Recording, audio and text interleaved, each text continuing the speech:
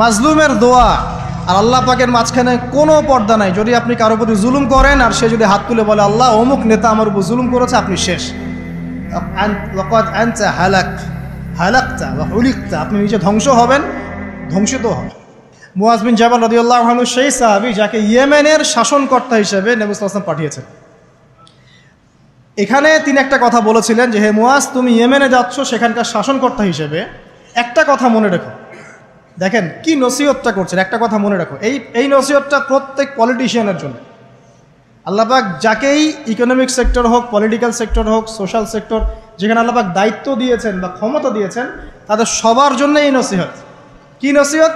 নবীজি বলছেন হে মুআজ, তুমি ইয়েমেনের গভর্নর হচ্ছ ঠিক আছে, তবে ইত্তাকি দাওয়াতুল মাজলুম, তুমি মজলুমের দোয়া থেকে বেঁচে থাকবে।